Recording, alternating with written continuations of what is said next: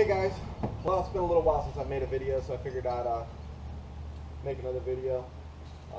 Part of the reason I haven't made a video is because I sold my kayak and ended up getting a new kayak. I've got the one left, that's all I got. And originally we went to go buy a Kayak and Cuda 14 or the Krakken. That was the two. After looking at them and reviewing them and stuff, we figured those were the two that would fit our needs the best. But we did an on-water test, took our poles out and started demoing them and everything, and we fell in love with the Coosa. And actually I had to pretty much eliminate the Cuda 14 because it did not have a place to mount the transducer. I have to have a place to mount the transducer. I do a lot of offshore fishing, and I didn't want to do a through haul because when you do a through haul, they pop off at the most inconvenient time, or you have the one that comes over the side.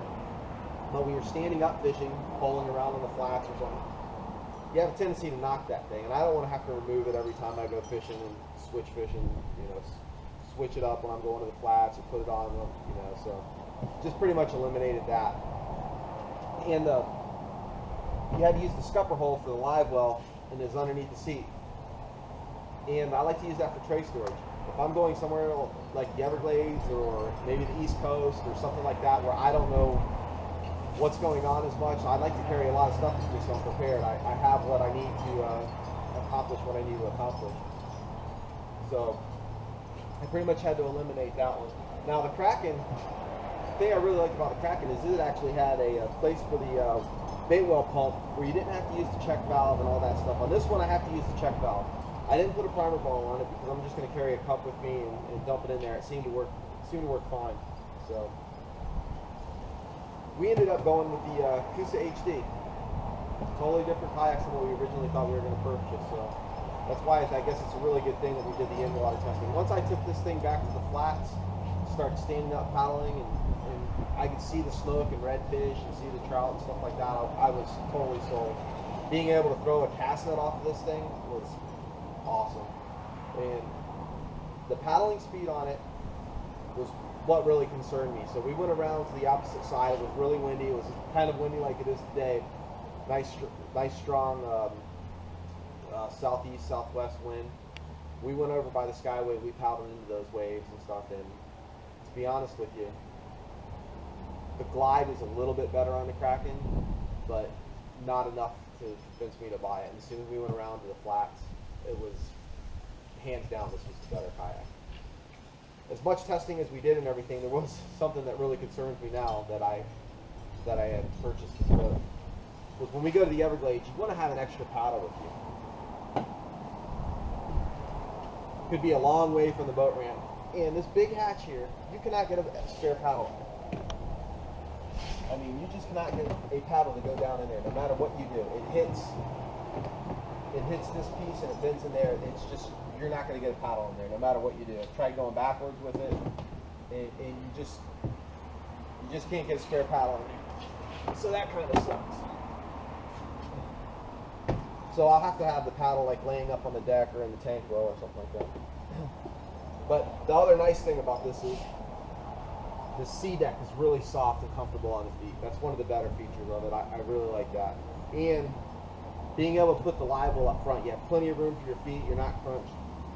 And when you're using shiners or say mullet, stuff that likes to jump out, instead of reaching around behind you, you can grab it up front, and it's really nice. I really like having the bait well up front. More than I thought I would actually. So we just removed the console that used to be in here and put the live well, and our battery sticks right in the back there, and it worked out pretty good. Here, let me give you a shot of the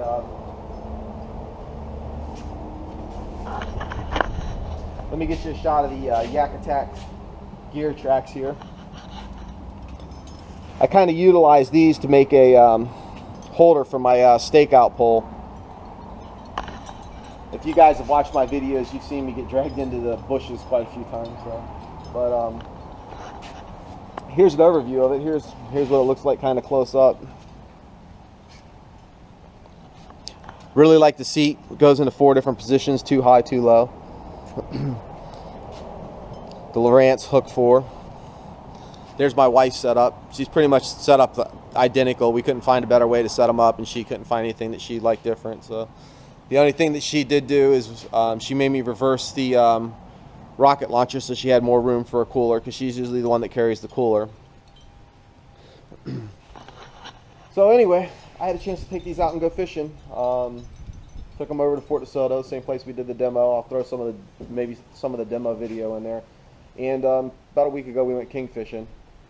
I got a few shots of some fish we caught in the kingfish tournament.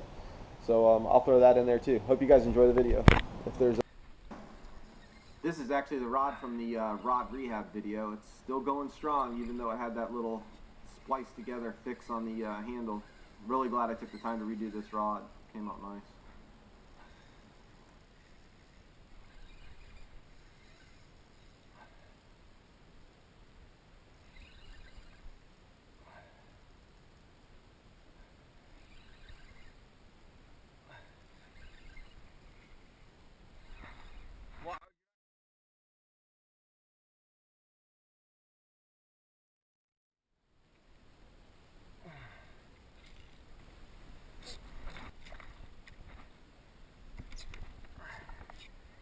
Yeah.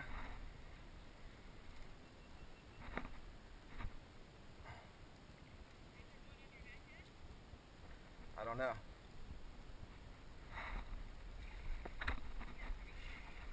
Is it?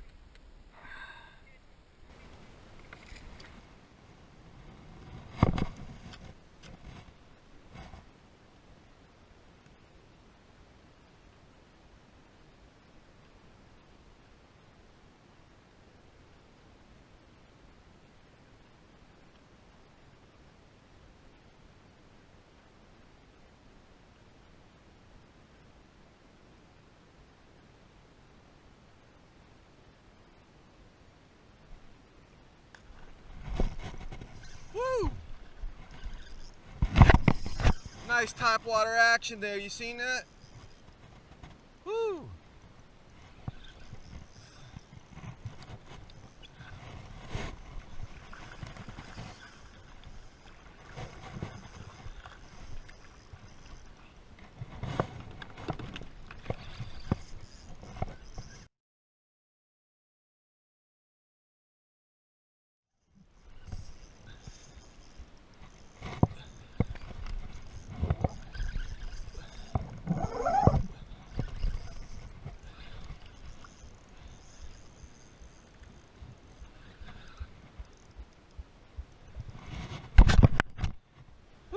Look at this one, guys.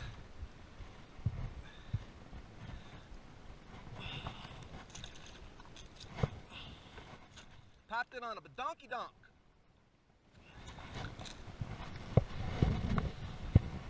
Nice little snook.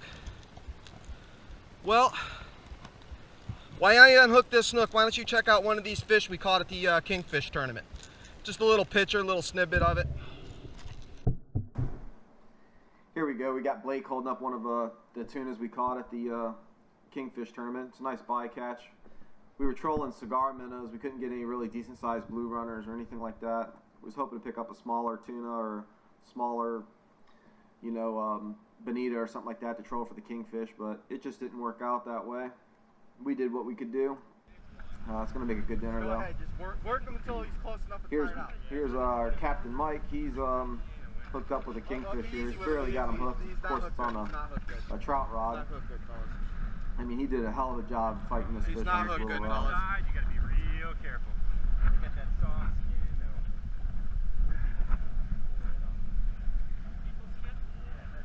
All right, guys, we should be able to get him right here.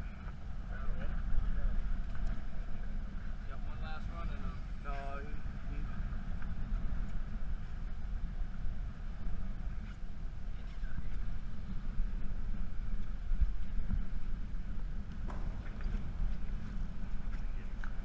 That's my son there with the, what you'd call that, the buff on there, getting ready to gaff that fish. He's the one that actually put us on the fish Mike, this year. you get a chance to gaff this one, you just Gotta gaff him. thank him for that. Watch the line. Hook him! Next year, hopefully, we There get you some go. bigger ones.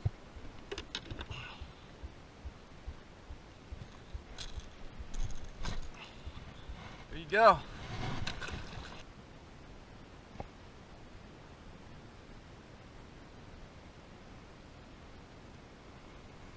Oh, a big bull shark. What I was actually hoping to do here is he is facing the other way, kind of swimming away from the boat. I was going to reel it past him and try and get him closer so I could get a good shot with the camera, but man, that thing just turned around and whipped out on that thing and just, I mean, you don't have a chance with that. So there went an $8 lure. And there's so many people waiting on these flats here. This is why I use a kayak, I'm pretty sure. Oh, what I do for YouTube. I'm going to try and get this video posted as soon as possible. This was filmed at like the beginning of May. There was a lot of trout and snook and redfish out there, so hopefully I'll get this posted and you guys can get out there and catch some. I mean, they were stacked up in there pretty good.